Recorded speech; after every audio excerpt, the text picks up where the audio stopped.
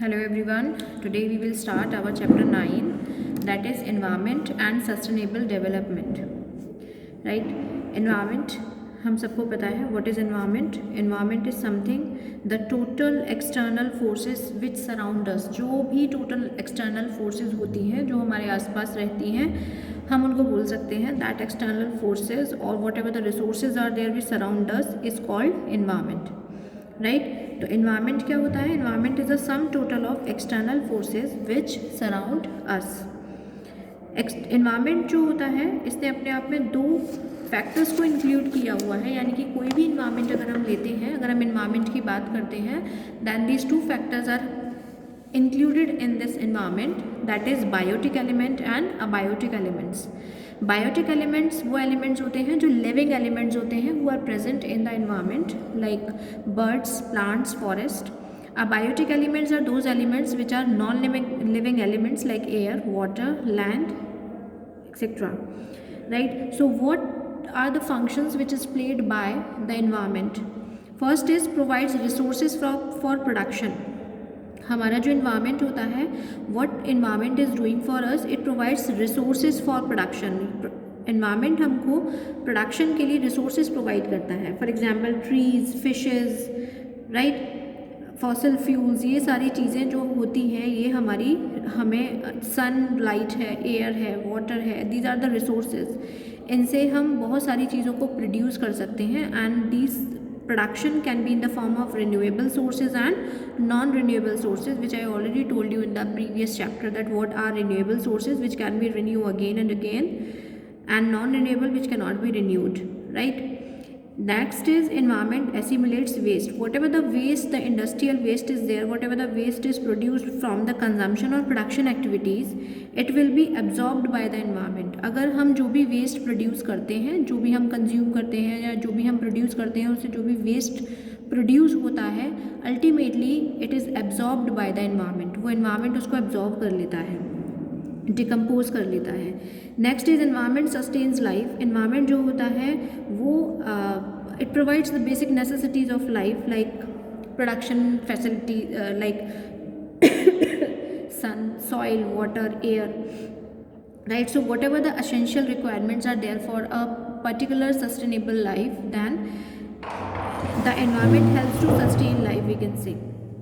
Next is it provides aesthetic services. Aesthetic services means जितनी भी मान लीजिए whatever the beautiful scenes or sceneries are there in your country like land, forest, water bodies, there are number of things which helps to improve the quality of life and which gives a very beauty, which adds beauty to your nature. जो आपके nature में आपके जो environment होता है उसमें beauty को add करती हैं, तो इन्वायरमेंट हमें उस टाइप की सर्विसेज भी प्रोवाइड करता है. राइट, तो these are the some functions of environment. Like production करता है रिसोर्सेज का, whatever the waste is there it will be absorb by the environment. Environment जो होता है वो लाइफ को सस्टेन करने में हमारी हेल्प करता है और एस्थेटिक सर्विसेज भी हमको प्रोवाइड करता है. Right, next is reasons for environmental crisis. क्या रीजन्स हैं इन्वायरमेंटल क्राइसिस के, कि इन्वायरमेंट में क्राइसिस क्यों हो रही है.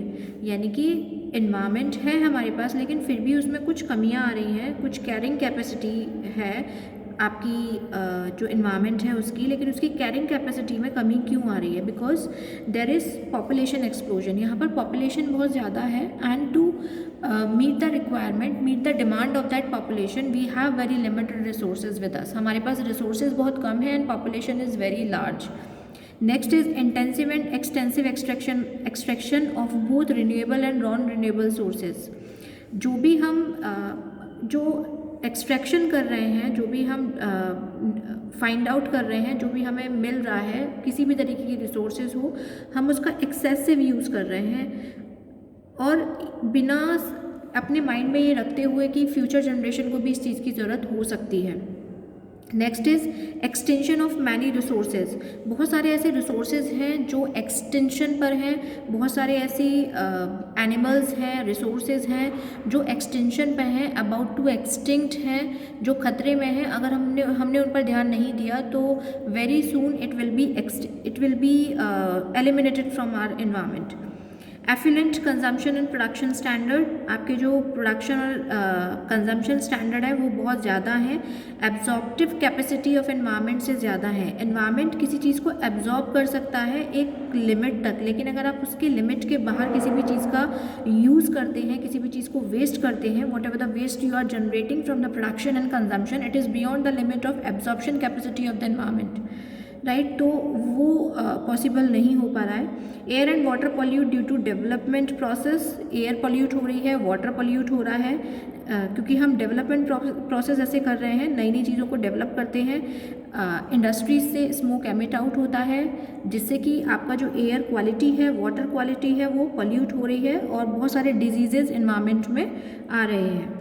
Global warming and ozone depletion is also one of the factor of environmental crisis. आपका जो ओजोन लेयर है, आपको पता है, वो आपको अल्ट्रा वायलेट रेज से प्रोटेक्ट करता है, लेकिन वो भी डिप्लीट हो रहा है धीरे धीरे।